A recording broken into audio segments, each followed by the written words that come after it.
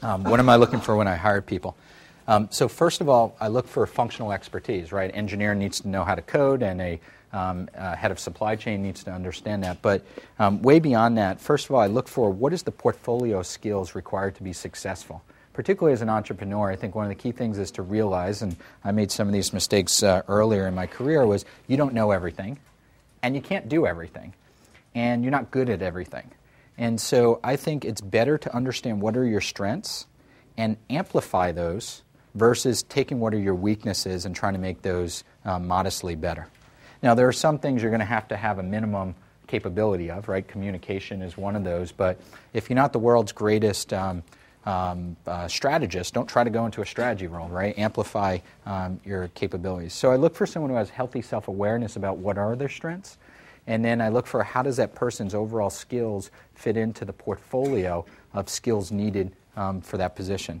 And I believe in the right person with the right skills in the right job at the right time with the right attitude. And you have to have all of those, right? You can have the most brilliant individual, but if they can't get along with people and the job requires cross-functional collaboration, then it's not going to be successful. So at Shutterfly, we evaluate people on both the what they do and what they perform and what results they get, but also on the how. How do they achieve those results? Is it consistent with our culture? I look for communication skills, both written and oral. You know, in this world of email and text messaging, you know, written is, you know, in some ways becoming more interesting, though I have no idea what these three-letter, things that my kids are already texting me is all about. I look for problem-solving skills, particularly under uncertainty and with incomplete information.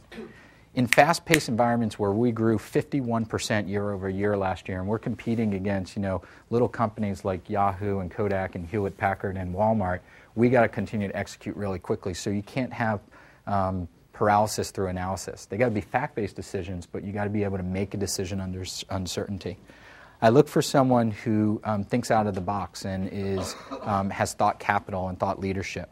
I look for people who are going to fit in from a culture standpoint.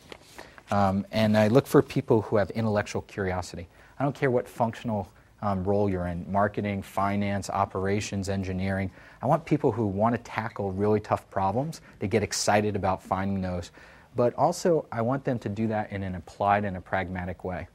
So when we're interviewing, for example, software engineers, one of the questions I try to ferret out is, do you want to just work on really cool technology? Is that what gets you excited? And there's nothing wrong with that.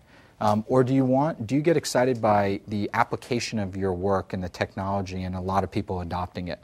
And I've found in the Valley that engineers fall into one of those two camps. And sometimes they're not sure which camp they fall into, but you could kind of figure that out. And for us, we're not Google Labs or Xerox PARC. We're not, just thinking about technology for technology, in a broader kind of scientific way. We're looking for applied science. So I look for people who want to have an impact with their work. I also look for people who are going to be able to, again, deliver that how through the cross-functional. One of the key lessons that I think as you age in your career becomes even more and more important is that mostly as you rise in the ranks of organization, the most important skill to have is people skills. And if I had to go back to business school again, or if I was the dean at Harvard Business School, I would make everyone take 3 or 4 or 5 organizational design, people, sociology, psychology classes. If you think about the venture capital world, what's it about? Identifying good talent. What are great businesses? Not the idea, it's about people who can execute, right? So it's about identifying talent. It's about conflict resolution. How do I get my idea across? How do I listen to you? How do I take that and synthesize it and make it a better answer? It's about motivating people to do more as a collective than they ever thought possible as individuals. So it's about inspiration. It's about interviewing skills. It's about firing. It's about giving feedback. It's all about people skills. I don't care what business you're in. I don't care what function you're in. So I look for people who have people skills and want to be, play as a team versus play as an individual.